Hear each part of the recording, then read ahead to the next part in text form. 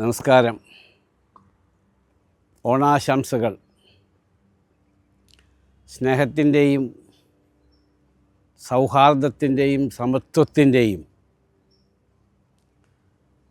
സമത്വം എന്ന് ഞാൻ പറഞ്ഞത് മാവേലി നാടു വാണിടും കാലം മനുഷ്യരെല്ലാവരും ഒന്നുപോലെ, അതാണ് സമത്വം. സമത്വത്തിൻ്റെയും സാഹോദര്യത്തിൻ്റെയും കേരളത്തിലല്ല, ഇന്ത്യയിലെമ്പാടുമുള്ള ലോകത്തെവിടെയൊക്കെ മലയാളികളുണ്ടോ അവിടെയൊക്കെ ആഘോഷിക്കുന്ന ഒരു വിശേഷ ദിവസമാണ് ഓണം. ഓണമെന്നാൽ ഒരു മതവിഭാഗം മാത്രം ആഘോഷിക്കുന്ന ഒരു ആഘോഷമല്ല.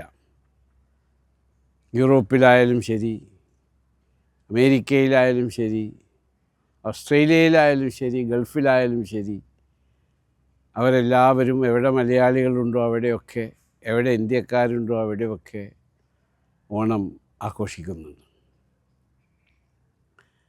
ഇന്ന് നമ്മളൊരു പ്രത്യേക സാഹചര്യത്തിലാണ് കേരളത്തിലുള്ളവരും ഗൾഫിലുള്ളവരും ഓണം ആഘോഷിക്കുന്നത്. നമ്മൾക്കെല്ലാവർക്കും അറിയാം, ഇന്ന് മഴക്കെടുതി, വർഷക്കെടുതി, വെള്ളത്തിൻ്റെ ബുദ്ധിമുട്ടുകൾ അതൊക്കെ അനുഭവിക്കുന്നതാണ് കേരളം. ഗൾഫിനെ സംബന്ധിച്ചിടത്തോളം നമ്മൾ വാർ സോണിലാണ്, യുദ്ധത്തിൻ്റെ ഇടയിലാണ്. അത് അവസാനിക്കും ആ രീതിയിലാണ്.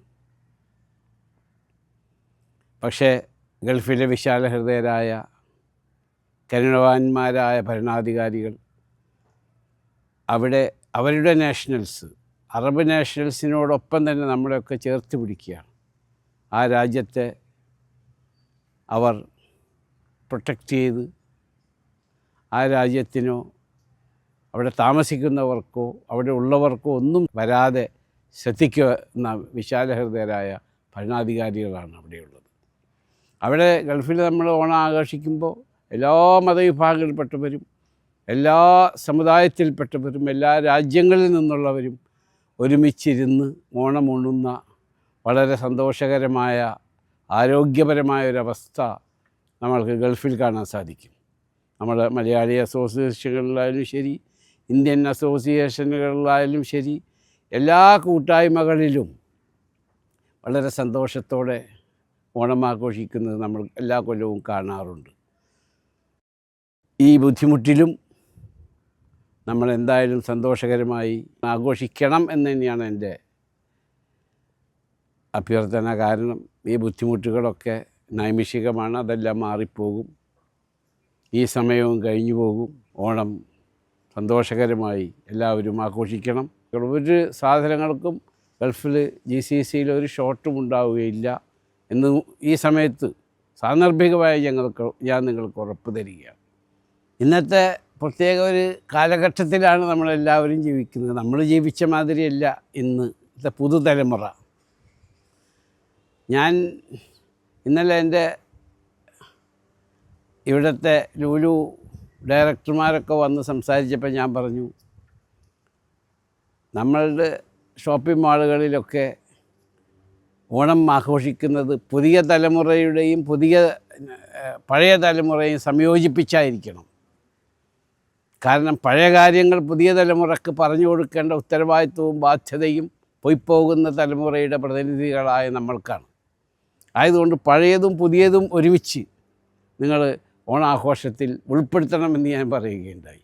ഇത് പറയാൻ കാരണം ഇന്ന് ആർട്ടിഫിഷ്യൽ ഇൻ്റലിജൻസിൻ്റെ കാലമാണ്, ഡിജിറ്റലൈസേഷൻ്റെ കാലമാണ്. അപ്പോൾ പുതിയ തലമുറയ്ക്ക് നമ്മുടെ പഴമ പറഞ്ഞ് മനസ്സിലാക്കി കൊടുക്കേണ്ട ചുമതല നമ്മുടെ ഉള്ളത് കൊണ്ട് അതും കൂടി മിക്സായിട്ടുള്ള സദ്യ ആയിരിക്കണം എന്നുകൂടി. കാരണം ആ സദ്യയിൽ നിരത്തിരുന്ന് നമ്മൾ കഴിക്കുന്നത് പുതിയ തലമുറയ്ക്ക് പറഞ്ഞു കൊടുക്കണം. ഇതായിരുന്നു ഞങ്ങൾ പഴയ കാലത്ത് ഓണം ആഘോഷിച്ചിരുന്നതെന്ന്. കേരളത്തിലുള്ള എൻ്റെ സഹോദരന്മാർക്കും ലോകത്തെമ്പാടുമുള്ള എൻ്റെ സഹോദരന്മാർക്കും മലയാളികളായ എല്ലാവർക്കും എൻ്റെ ഓണാശംസകൾ. ദൈവം നമ്മളെല്ലാവരും അനുഗ്രഹിക്കട്ടെ.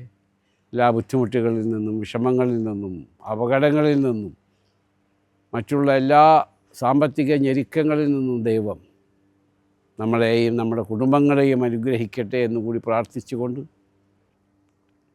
നിങ്ങൾക്കെല്ലാവർക്കും ഒരിക്കൽ കൂടി ഓണാശംസകൾ.